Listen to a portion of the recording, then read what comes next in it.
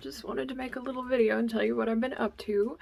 I am Liz, your friendly local backyard chicken keeper, and I noticed that I was losing a lot of, well, not a lot, but like there's a certain amount of loss when you hatch chickens and when you order chickens through the mail.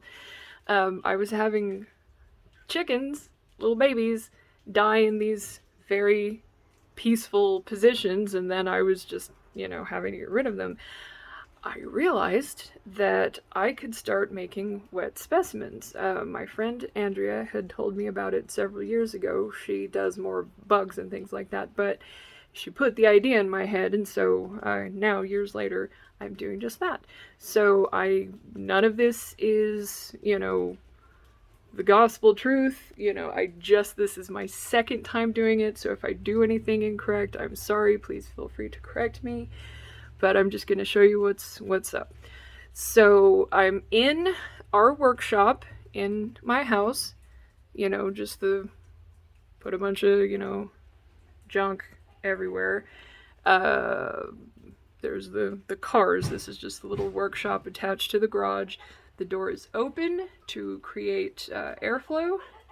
I have my protective equipment. You want goggles, not just the little glasses ones, but full-on goggles that will seal around your face like if you're going swimming. Goggles. You want a respirator. What? After the last 2 years with the pandemic, perhaps we have all gotten a little bit more used to putting things on our faces to breathe than we would like, but you might remember the sensation. I will tell you, it is very claustrophobic. You have to breathe slowly and deliberately, or you will start to panic if you're inclined to do such a thing. So, face protection, breathing protection. Okay, and I'm not going to pull any punches. You're going to see exactly what's up.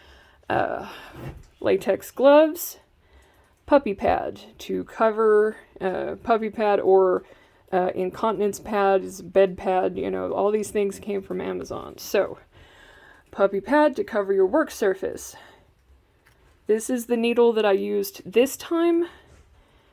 These are the needles that I used last time. This is an insulin needle, but I found it too small, and I found that I injected a lot of air without meaning to, and that's no good. So, what? Okay, so there's the insulin syringes. I got those off Amazon. I pretty much got all this crap off of Amazon. Here are the bigger ones that I used this time. Let's see, 1 milliliter. That one's like 1 cc or 100 dose units or something. This is 1 milliliter. The syringes are very similar, but the needle is much longer on the new one that I used. You're gonna need formalin. Formalin. Ready to use fixative. I don't think they actually use formaldehyde anymore in embalming. They actually use this stuff. So this very well could be flowing through your dead veins later if you, care to have yourself pickled instead of burned. So I've gone through 2 of these.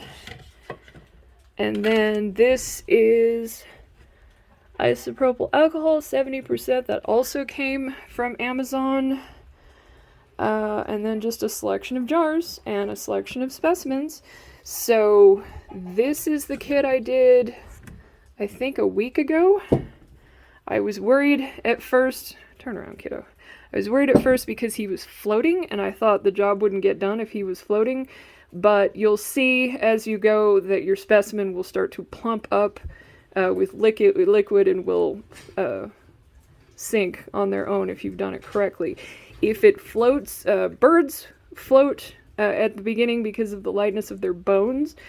If it floats and it's not a bird, it might have come to you already spoiled or was not stored immediately upon death, and it could be rotten already. So, but I froze all my little guys immediately after their death, so I should be okay. But here's the first one. He's either a week or 2 weeks old. 2 to 3 weeks for a little guy like this.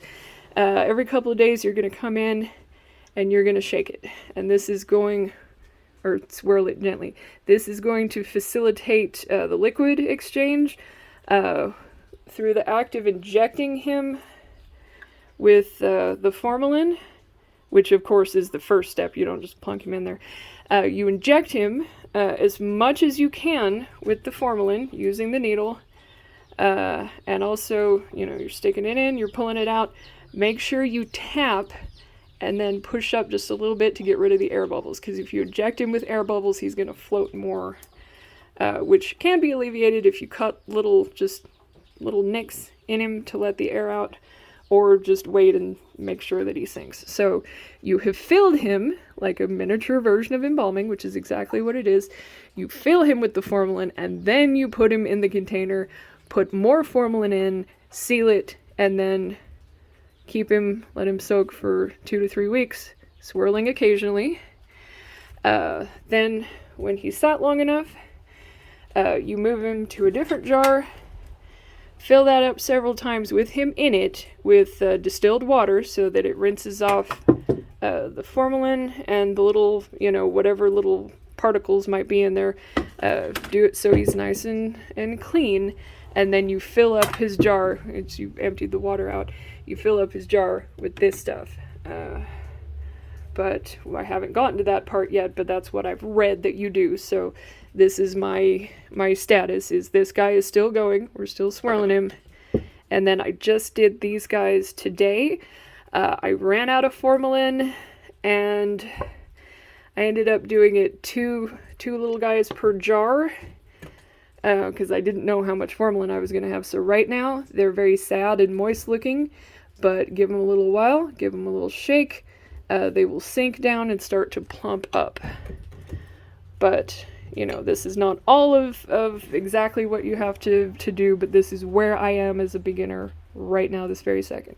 It is very upsetting looking. I mean, this looks like a miniature autopsy table, but all of these guys died of natural causes. I'm doing my very best to be respectful of them. You know, anybody who knows me knows that I love my little chickens, and this just seems like a better and easier way to keep them around.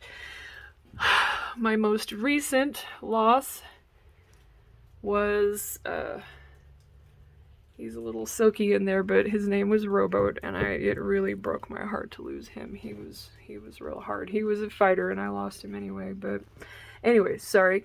But that's where I'm at right now. We will continue to learn together, and I will report next time I get up to something like the next step with these guys. Okay, bye!